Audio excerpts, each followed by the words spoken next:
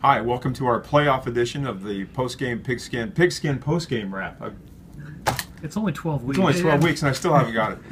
Pigskin Postgame Wrap. I'm Joe Cortez. This is VanderBeek and Ron Agostini, and we were out at various stadiums tonight in the Stanislaus District. Stadii. Let's start with my game tonight. I had a really exciting game over at The Chuck. The Chuck. The Chuck. Downey High. I want to get that started. The Chuck. And if it's a running team, it's ground chuck. Yeah, well, not at Downey High.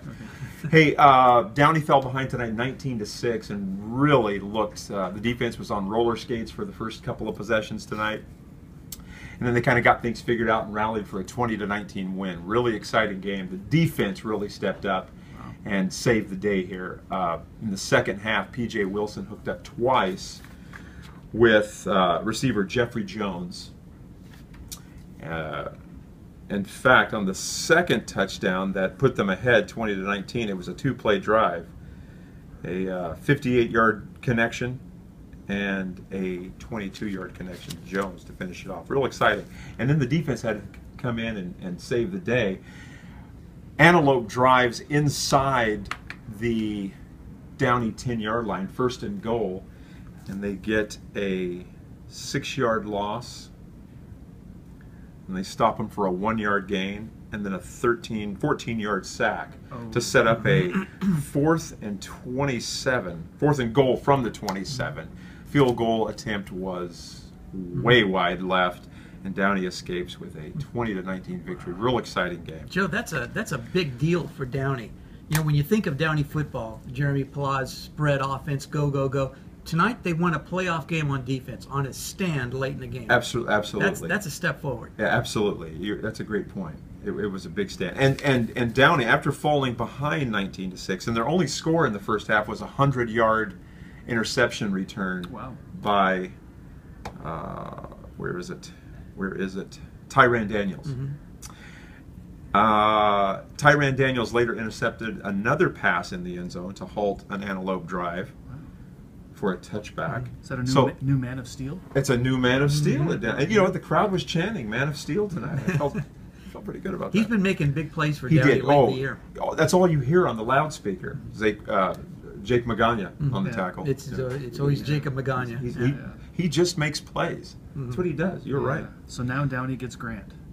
Downey gets Grant. Downey's defense, this is how Antelope closed the game. Touchback, punt, kneel down for halftime, punt, missed field goal attempt, punt, missed field goal attempt. Wow. That's defense. That's defense, baby. Terrific. Nice win for Great win for the Knights. And like you said, now they get Grant as a...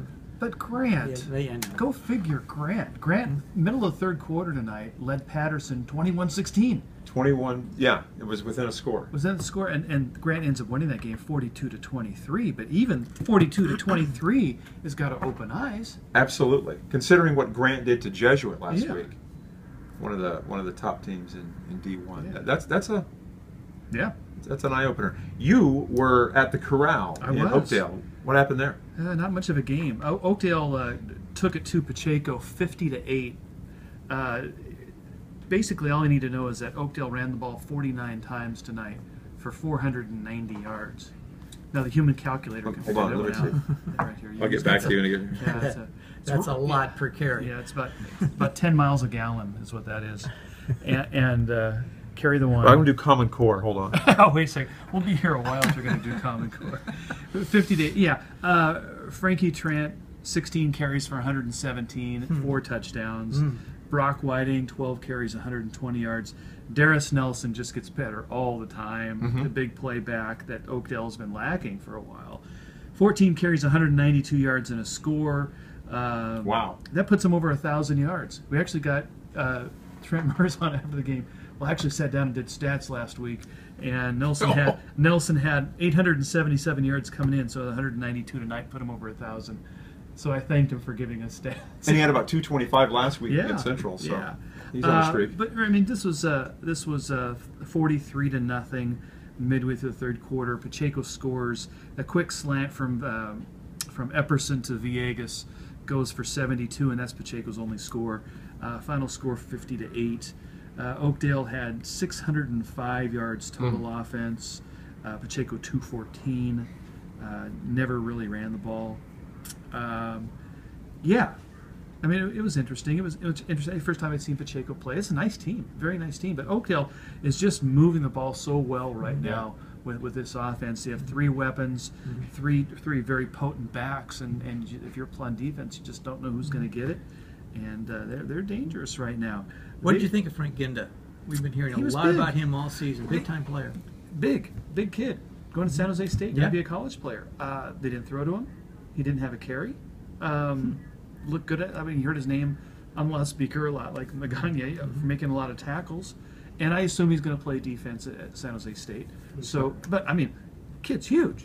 Yeah. He's certainly a man-child. I mean, he's very, very, very big, and apparently a good athlete. Like I said, I didn't see much of him on offense. I'm trying to think of who Oakdale gets Vista Del Lago. Vista Del Lago next week, and that'll be a home game for the Mustangs. So they'll be home.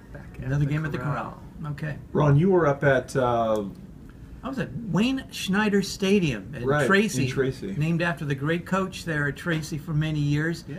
Not too many close games as a rule in the first round, but you had one, Joe, and I had one tonight. That's it. Yeah, we like the close games. Yeah, whatever. Sorry, Brian. Yeah. You drew the short straw tonight. But Tracy won 21-19 over Turlock. Real exciting finish to the game. Turlock tied it on a 76-yard hook and lateral with about 3.5 minutes to go. They drew to within 21-19 with 3.5 minutes to go. Bubba Marino to Jeffrey Hines, who pitches it right at the Turlock bench to Andrew Lopez. Right down the sidelines he goes. And all of a sudden, Turlock, who was down, they were down 21-7 going into the fourth. Now they're in a position to tie the game with a 2-pointer. Marino throws to a very promising sophomore, Danny Velasquez. He's in the end zone. He's diving toward the goal line. He's got his hands like this. It looks like he caught it. The Turlock kids, everyone say, oh no. Everyone says he caught it. He says he caught it. James Peterson, the coach, says he caught it. Refs waved it off. Incomplete. Oh. Very close call. Incomplete. Tracy runs out the clock from there. 21-19. That was it. Now, Turlock will be talking about that play all off season, but they really don't have many other excuses otherwise. Turlock turned it over 5 times tonight to Tracy 0. And that was the difference of the game.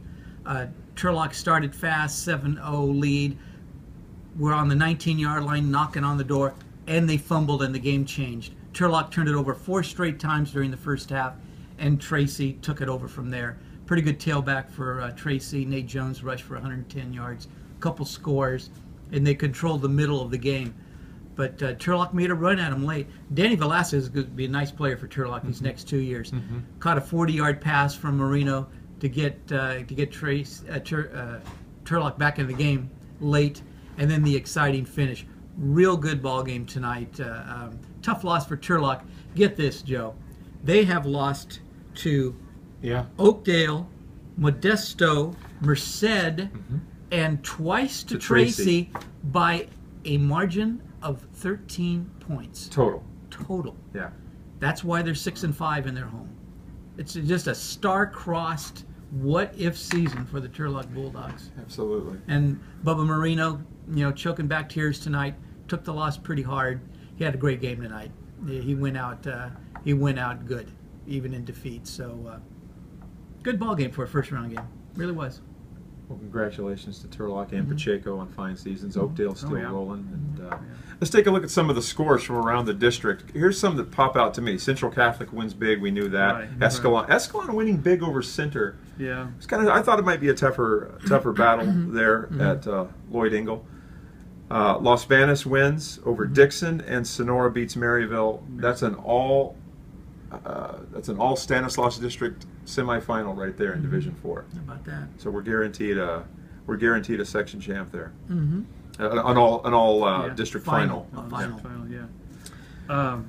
Just going over this list of scores here. They got 23 scores here. 14 Stanislaus District wins. Normally we talk about Black Friday. Didn't Not happen. necessarily. Didn't happen this time. Yeah, nice win by Mariposa tonight over Amador. Yeah. 14-7. Yeah.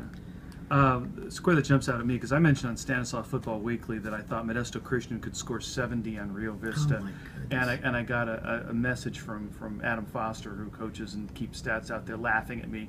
70? There's no way we score 70. Modesto Christian 76-41.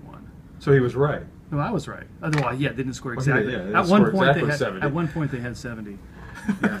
That was 117 points in that game. He might still be playing. I don't know. Sierra scoring 69 tonight. Yeah, the Valley Oak League got wins from all of its teams: Oakdale, Sierra, Manteca, Valley Oak, and Central Catholic, of course. Our good buddy Aaron Souza, his Orostimba Warriors lost tonight to Bear River. You know, we haven't talked about this, but Aaron Souza, our good buddy, he wants your job, Ron. He's only half joking, I think. He wants to be a sports writer. That he wants my job? Yeah. I've only had it for 37 years. He figures you're closest to retirement. Yeah. And I warmed it up for him. Yeah. What do you think, Joe? We should give him a try. Aaron's a good guy. He's a great guy. We talked about that the other day, and my prediction is that I retire before Ron. Oh, I don't think so. I wouldn't count on that. So we'll have a race, Brian. We'll have a race. There we go. There we go. So today we've got a couple of games still to play. We've got Grigori up in Carmichael to face powerful Jesuit. It's a tough draw for the Jaguars. And here at the Chuck, let's try to get that started. Let's get people calling it the Chuck. Okay. We've got Modesto and Franklin of Elk Grove at 1 p.m. We have two games in town tomorrow too, because MJC Delta will play at the same time at 1 o'clock over at MJC. There's another name for that stadium at Downey. I think it's original. I don't think it's been taken. We call it Hughes Stadium. Well, you know, like the Murph, the Jake, the Chuck. You call it Hughes Stadium. I don't think that's taken. Anyway, I'll be at that game tomorrow, right? Yes, you will. Okay, looking forward to that. I understand Franklin of Elk Grove is a very fast, athletic team that would benefit from playing on artificial turf. And so is Modesto. Yeah. Modesto likes playing on the rug too. Fast track. So that's it for our playoff edition of the Pigskin postgame wrap. For Ron and Brian, I'm Joe. We'll see you here next week.